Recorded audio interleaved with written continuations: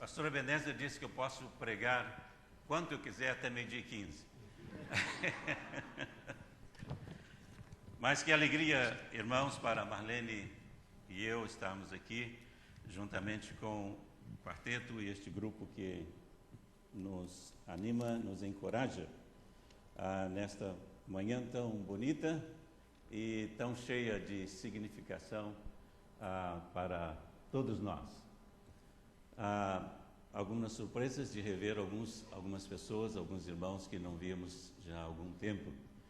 Eu relutei um pouco em aceitar o convite do pastor Ebenezer, porque, por razão de serviço, meu primeiro idioma passou a ser espanhol.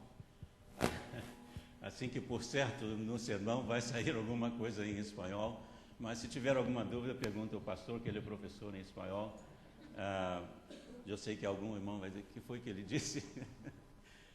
É de uma alegria muito grande rever o irmão, desde os tempos de seminário, que não nos víamos mais. Pero, está vendo? Já saiu uma palavra em espanhol.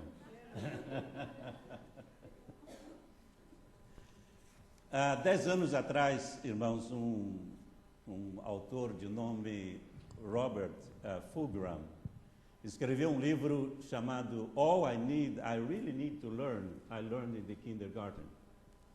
Tudo o que eu precisava aprender na vida, eu aprendi no jardim de infância. E em seu livro ele fala de que devemos compartilhar as coisas, lavar as mãos antes de comer, tirar uma soneca depois do almoço. Essas coisas que realmente são importantes na vida, verdade, pastor? Alguém agarrou a ideia e escreveu tudo o que eu precisava realmente saber, eu aprendi com a Arca de Noé. E é um artigo muito interessante que eu quero rapidamente, não vou ler tudo, mas quero ler para vocês. Primeiro, tudo que eu aprendi com a Arca de Noé, o primeiro passo foi planeje sempre com antecedência. Não estava chovendo quando Noé começou a construir a arca. E depois cuide da sua saúde e do seu bem-estar físico, porque quando você completar 600 anos, alguém pode pedir a você para realizar alguma coisa realmente muito importante. Noé tinha 600 anos quando Deus o chamou para construir a arca. Outro conselho é: construa sempre num terreno mais elevado. Para a sua segurança, viaje sempre de 2 a 2. Lembra que ele levou sempre um casal, verdade, para a arca. 2 cabeças é melhor que uma. A velocidade não é sempre uma vantagem. O leão, os animais que correm mais, verdade? Estavam juntos e chegaram juntos com os animais também que não podiam correr, tinham uma velocidade menor. Se você não pode lutar ou correr, isso nós sabemos muito bem do Brasil, né? Quando jovens que eram muito valentes, e a gente dizia, não, quando eu enfrentar uma situação, ou mato ou morro. Mas a gente sabia que é ou corro para o mato ou corro para o morro, verdade? Mas esse artigo disse, quando você não pode lutar ou fugir, flutue. Quando a situação está difícil, flutue nos braços do Senhor. Amém? Cuide dos seus animais como se eles fossem os últimos sobre a terra.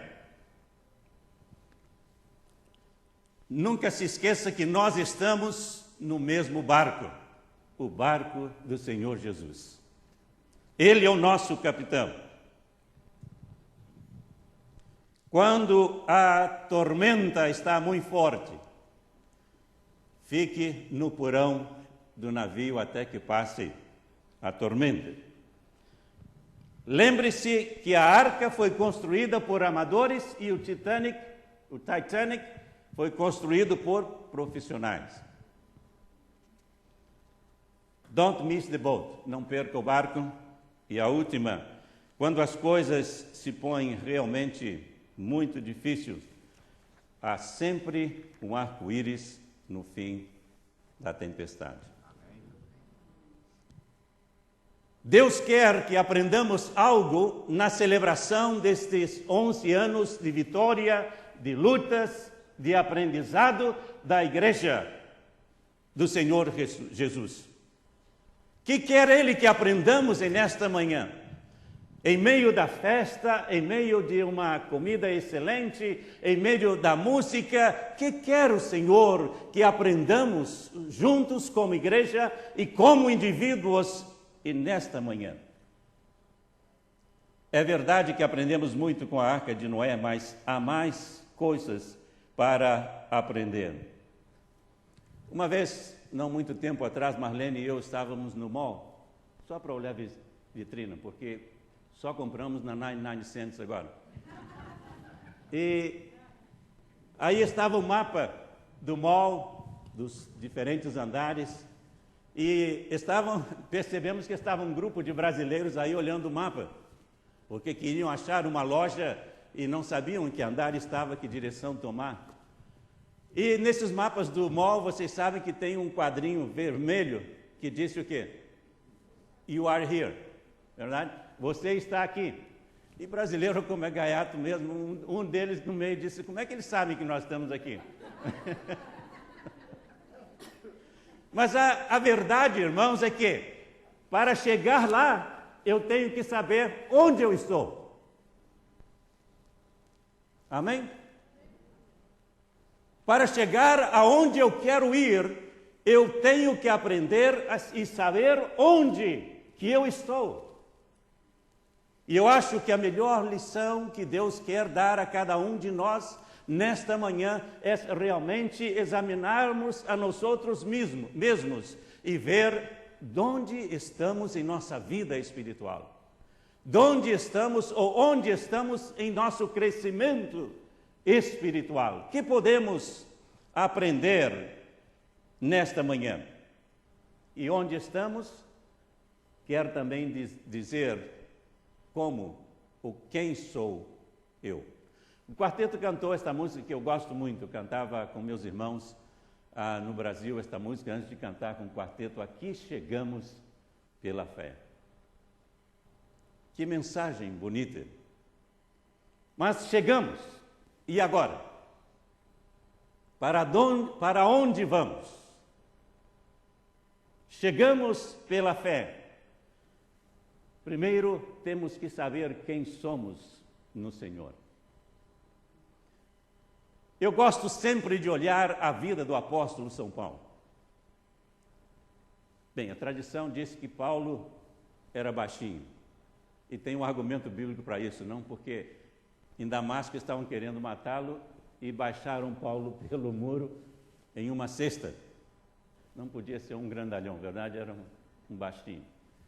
Mas pior que isso, bem, a tradição diz que ele era careca também. Todas as fotos que vemos, as fotos não, né? Desenhos de Paulo é careca. Mas a pior coisa que aconteceu na vida de Paulo é que ele era visto como um traidor. Ele abandonou o judaísmo, verdade? Abandonou as autoridades religiosas do seu tempo, abraçou a Cristo, a sua cruz e sua ressurreição, e isto se tornou cada momento de sua vida. Ele disse, eu prego a Cristo e a Cristo crucificado.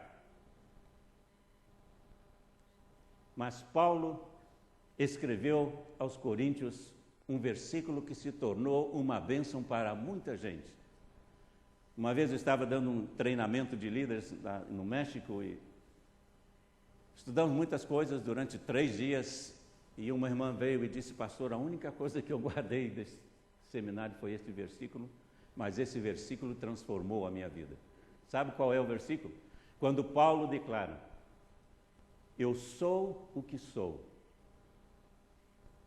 pela graça de Deus. Eu sei que pode ser que você não esteja satisfeito consigo mesmo, consigo mesma. Mas agora a palavra de Deus está dizendo, com todas as minhas limitações, eu sou o que sou, pela graça de Deus.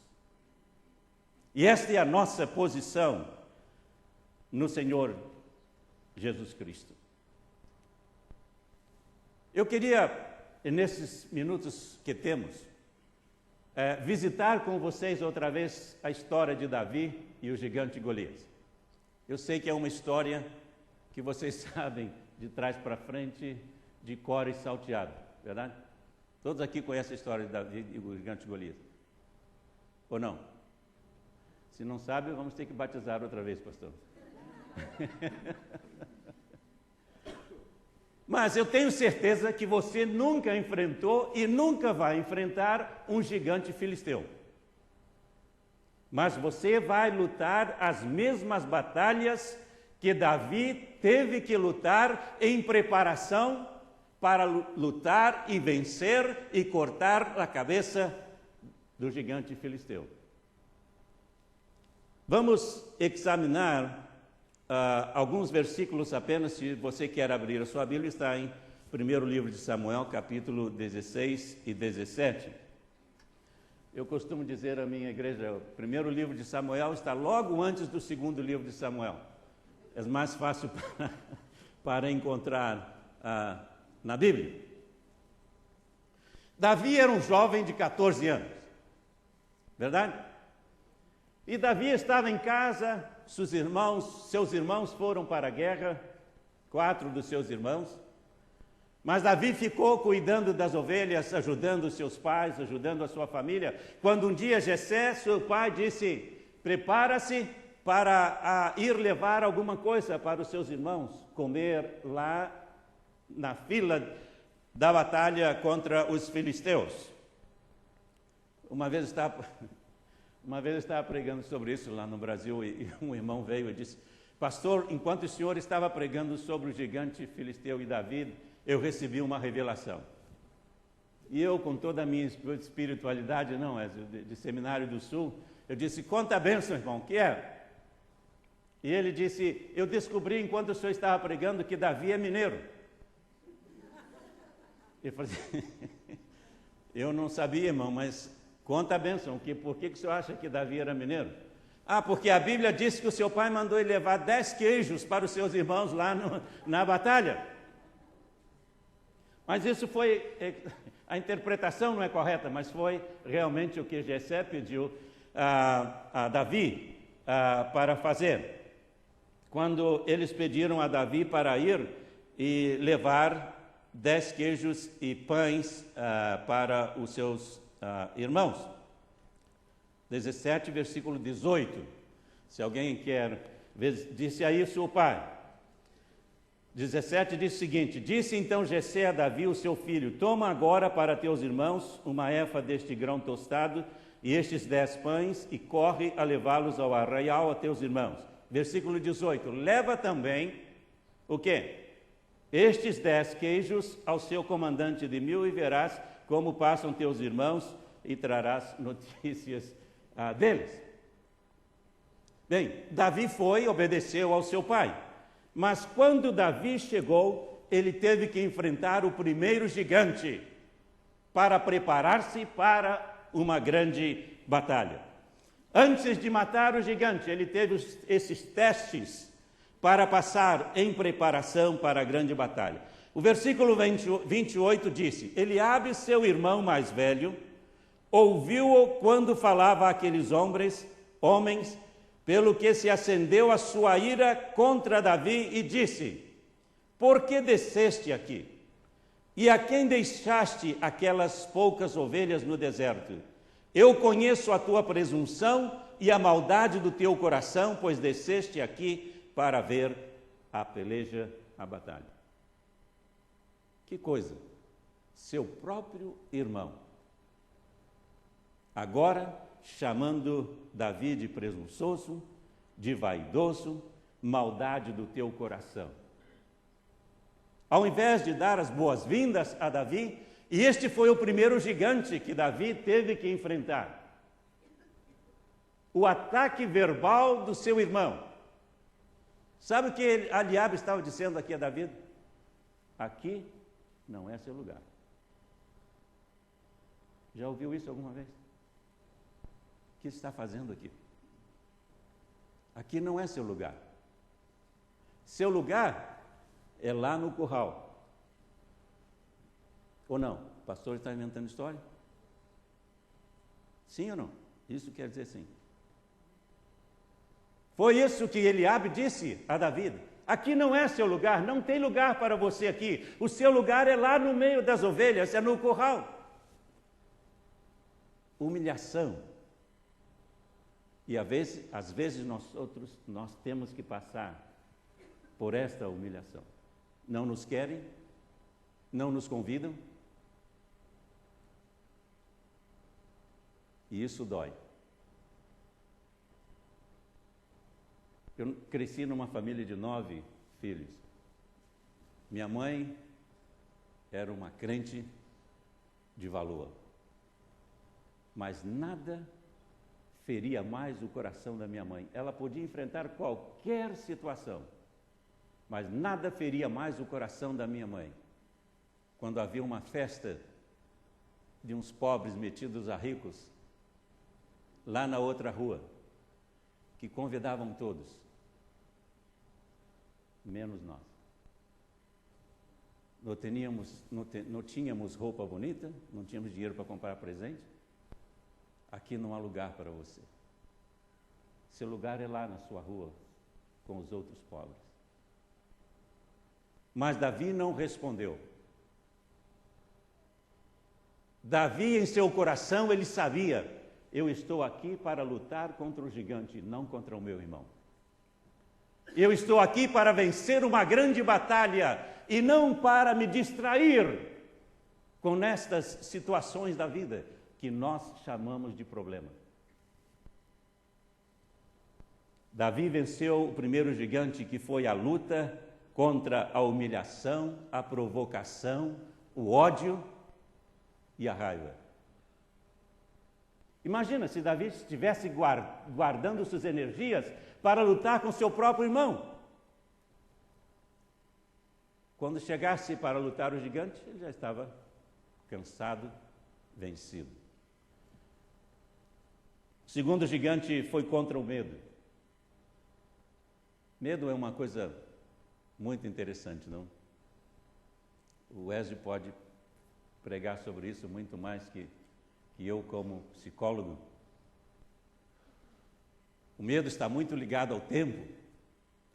Marlene e eu estamos lendo um livro tanto confuso, a gente tem que ler, reler, voltar à página anterior e ler de novo para entender. É de um psicólogo alemão, chama Eckhart Tolle.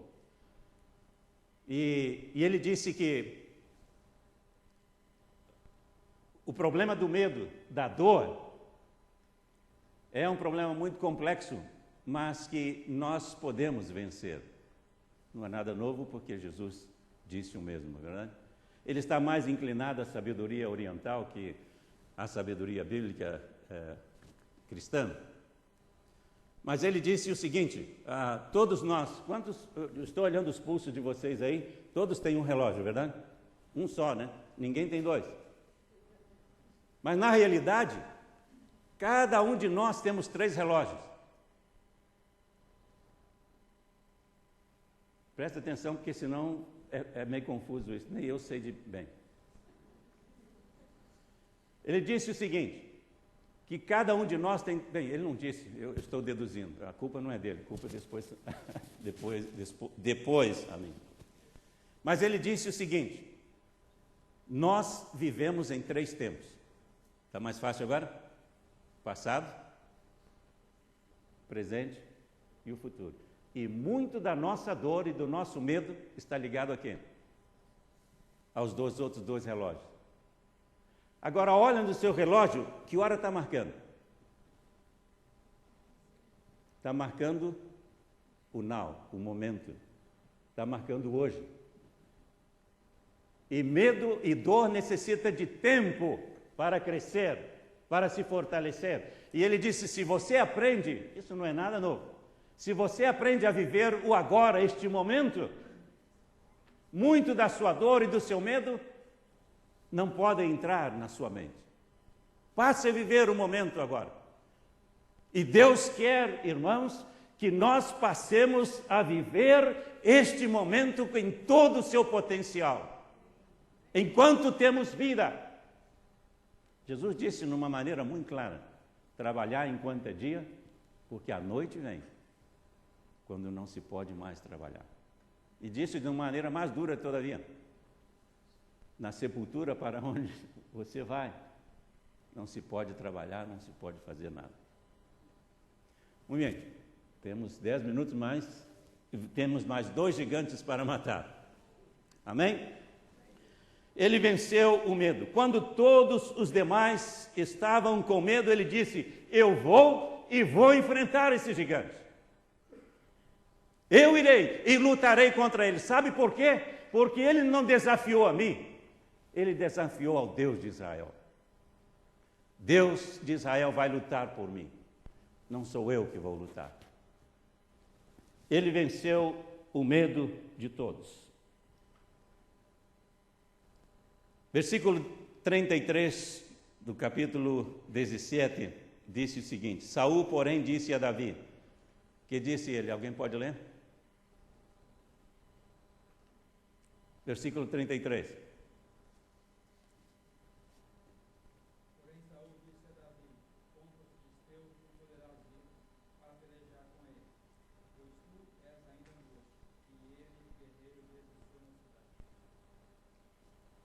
Quem é você para enfrentar esse guerreiro desde a sua mocidade? Já é general? Tu não podes. O gigante que Davi teve que vencer aqui, quem estava falando com Davi aqui? Saul. Quem era Saul? O rei de Israel, dizendo: tu não podes. Davi teve que vencer esse gigante da incredulidade. Tu não podes. Tu eres um crente novo.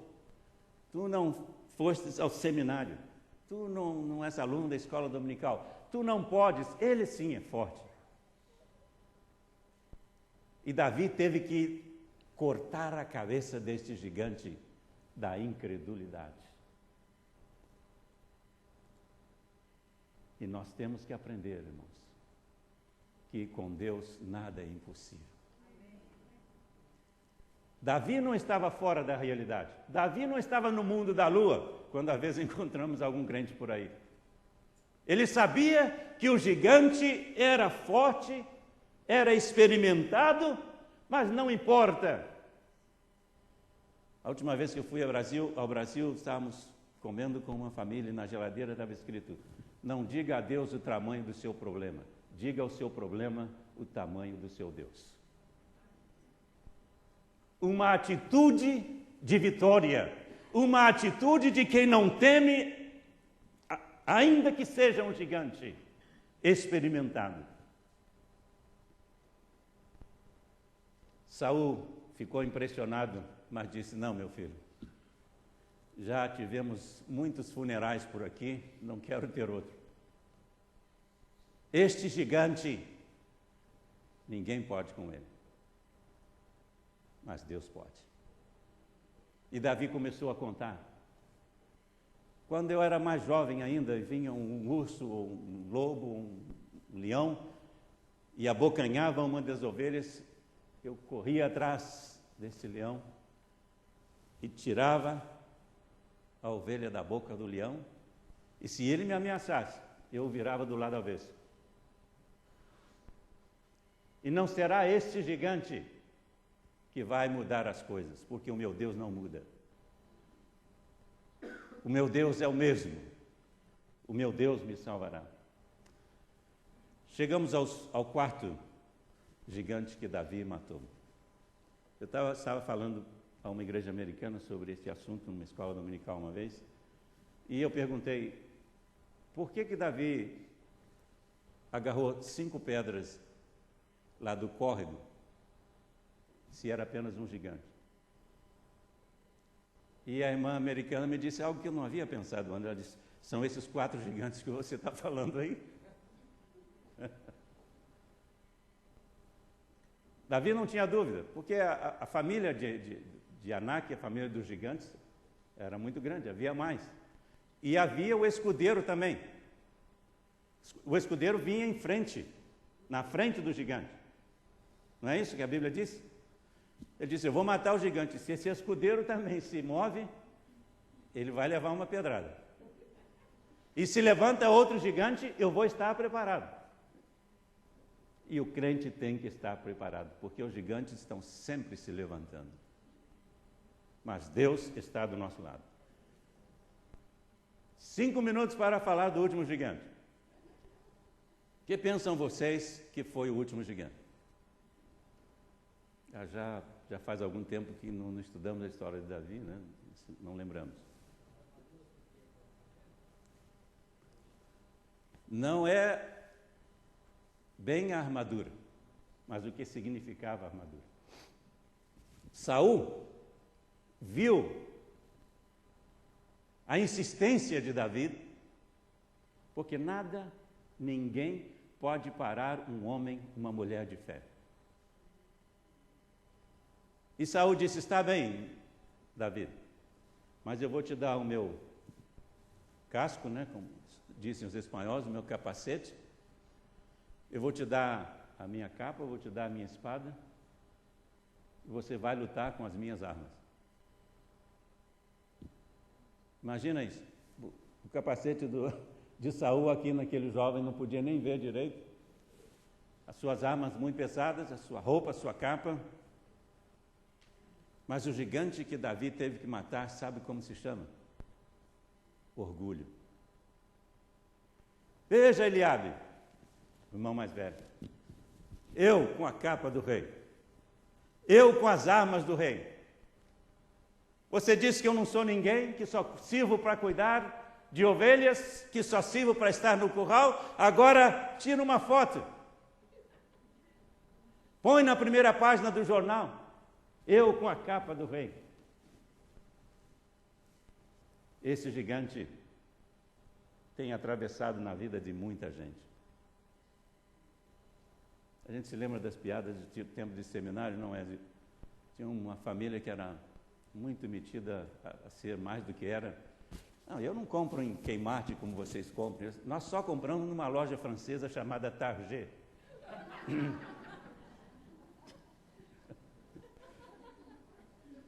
Não sou como vocês, nós somos melhores.